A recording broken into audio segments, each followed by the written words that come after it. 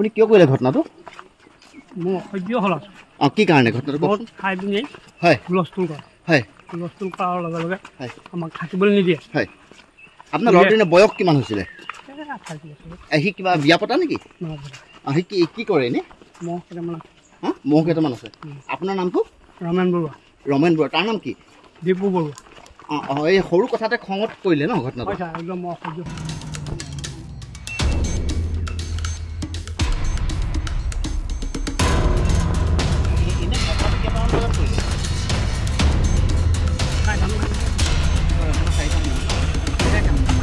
ৰাতিপুৱা শুই থকা অৱস্থাতে দেউতাই মানে ভাইটিক কুকুৰে আঘাত কৰি হত্যা কৰিলে ক্ৰী সংক্ৰান্তত মানে ক'বলৈ গ'লে ছাৰ ভাইটিয়ে অলপ মানে ড্ৰিংকছ কৰি মানে সি অলপ ঘৰখনত অশান্তি কৰি থাকে মা দেউতাকো অলপ তিৰস্কাৰ কৰে ধৰক তাৰপৰা দেউতাকো অলপ মানে অকথ্য কথাই গালি গালাজ কৰে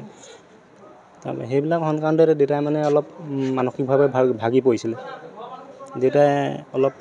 বহুত দিনৰ পৰা এই একমাহমানৰ পৰা মানে মানসিকভাৱে অলপ হেৰি হৈ আছিলে মানে সেই অত্যাচাৰ হেৰিত মানে তাৰ অত্যাচাৰতে মূলভূত মানে এইটো সুৰাৰ কাৰণে হয় ছাৰ সি কালি সুৰা কৰিয়ে আহিছিলে তাৰপৰা আহি পিনে দেউতাৰ লগত অলপ মানে দেউতাক অলপ মানে তিৰস্কাৰ কৰা দি কৰিছিলে